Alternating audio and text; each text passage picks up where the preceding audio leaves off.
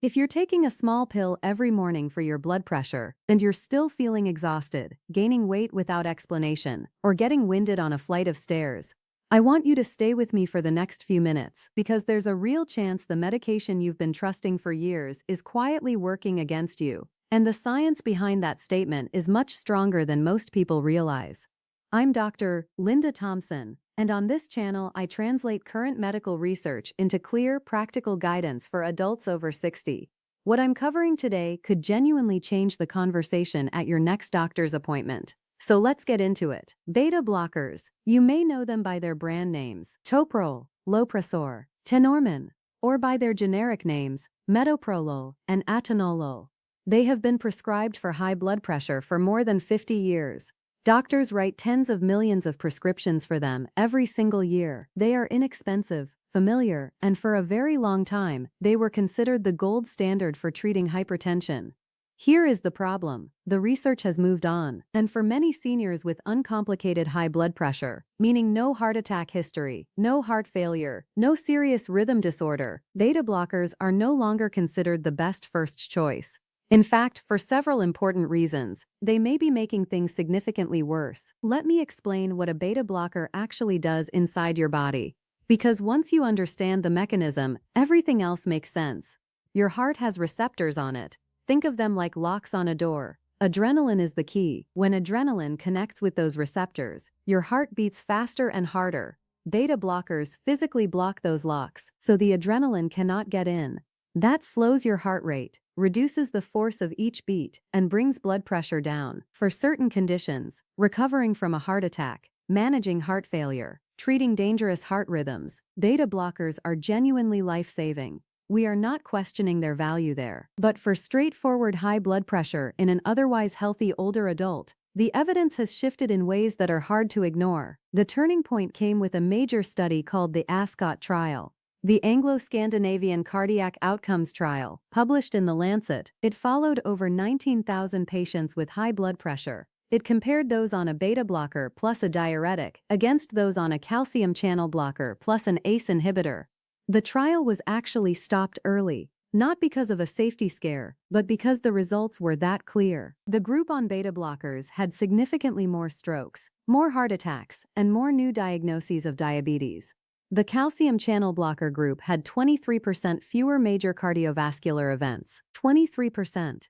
That is not a small difference. That is a landmark finding. Following that trial and several confirming studies, the United Kingdom's National Institute for Health and Care Excellence, one of the world's most respected clinical guideline bodies, formally removed beta blockers from their recommended first-line treatments for hypertension. They are no longer the preferred starting point in British guidelines. And yet, millions of Americans are still on them as their primary blood pressure medication, often because the prescription was written years ago and no one has revisited it since. Before we go further, I want to ask you something directly. Are you currently taking metoprolol, atenolol, or another beta blocker for blood pressure? Drop a yes or no in the comments right now. I read every single response, and your answer may shape a future video. Now let's walk through the specific ways these medications may be working against you, particularly after 60. The first issue is fatigue and exercise intolerance. And this one matters more than most conversations acknowledge. When you block the adrenaline receptors in your heart, you limit how high your heart rate can go. For a younger person sitting at a desk, that ceiling may be invisible. But for a 68-year-old who wants to walk the neighborhood, keep up with grandchildren, or swim a few laps, that ceiling becomes a wall you hit much sooner than you should. You feel winded faster. Your legs feel heavier. Exercise feels harder than your fitness level would explain. Here is why that cycle is so important. Physical activity is one of the most powerful tools we have for naturally reducing blood pressure over time. If your medication is making exercise harder to tolerate, you do less of it. And if you do less of it, your blood pressure has a harder time coming down on its own. The medication can end up working against the very lifestyle changes that would help you most. Margaret was 69 when she came to me wondering why her walks had gotten so difficult. She was not dramatically out of shape. She was doing everything right, eating well, staying active, monitoring her numbers. But she had been on atenolol for 4 years, and over that time her stamina had quietly declined. What she had attributed to aging was, at least in part, a medication effect that had never been discussed with her. But here is the part most people miss.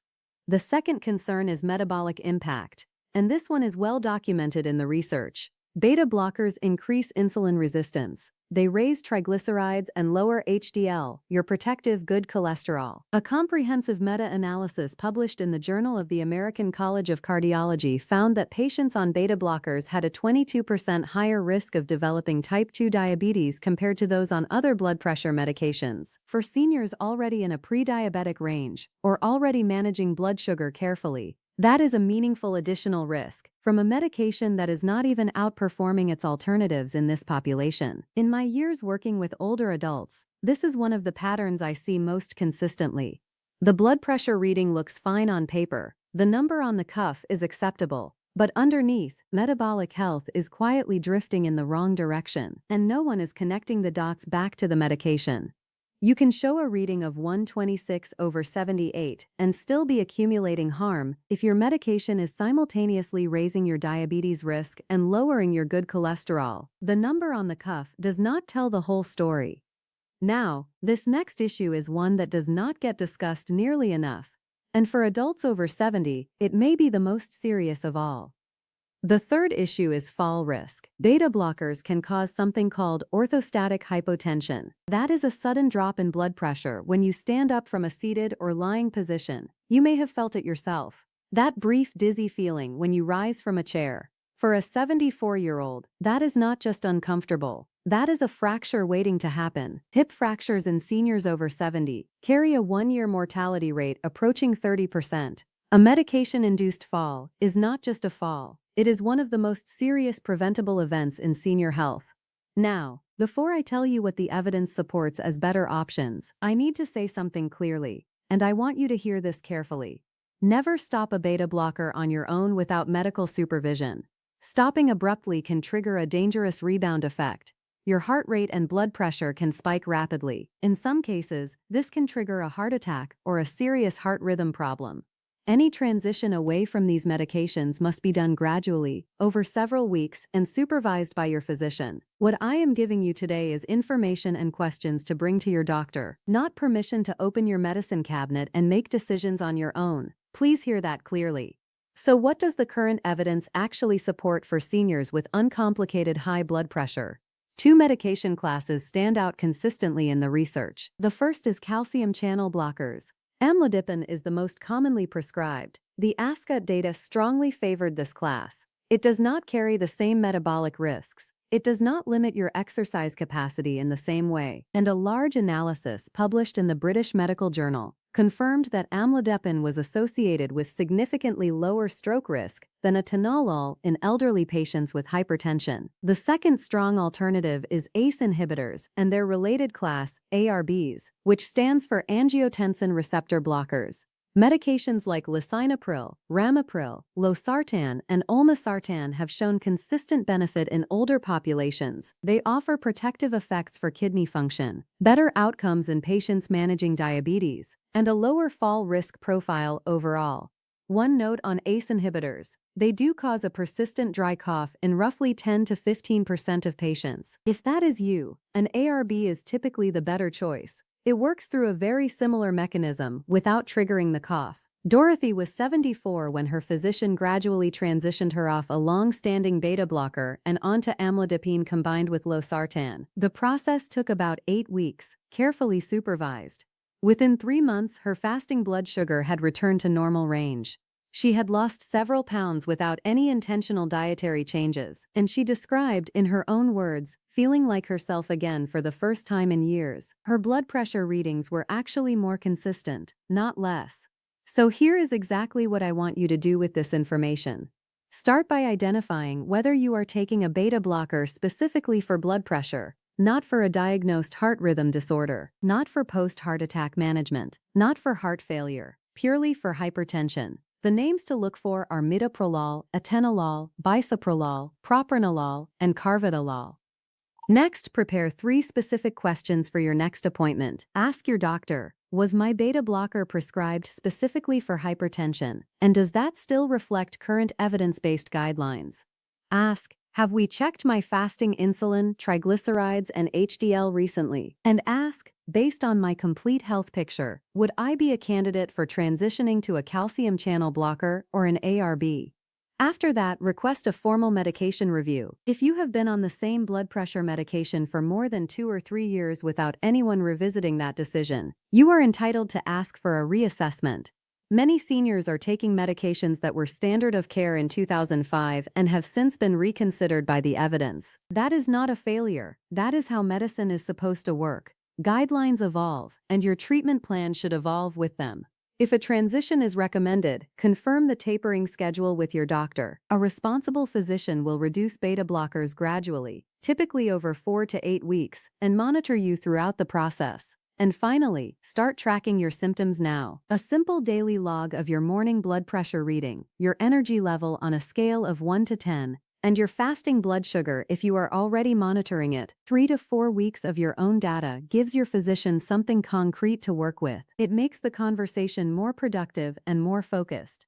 One important clarification before we close. There are absolutely patients for whom beta blockers remain the correct and appropriate medication. If you have coronary artery disease, a history of heart attack, diagnosed heart failure, or certain arrhythmias including atrial fibrillation, the evidence supporting beta blockers in those conditions is solid and well established. The concern we have discussed today applies specifically to older adults whose only diagnosis is hypertension, elevated blood pressure without an accompanying cardiac condition. If that is you, this conversation is absolutely worth having. Let me leave you with this. If your blood pressure medication is leaving you exhausted, your weight is quietly creeping upward, your blood sugar has been drifting, and your prescription has not been reviewed in years, you now have the research, the language, and the specific questions to walk into that appointment differently. You deserve a treatment plan built on current evidence, and the right doctor will welcome that conversation. If you found this useful, please share it with someone you care about who is managing blood pressure. One conversation with the right information can genuinely change someone's outcome. Drop your current blood pressure medication in the comments below. I read every response, and your question may become a future video on this channel. And if you are not subscribed yet, please do. Because next week I am covering the silent mineral deficiency that makes blood pressure medications significantly less effective and that most doctors never think to test for. It is one of the most overlooked pieces of the blood pressure puzzle, and I do not want you to miss it. Take good care of yourselves. I will see you next week.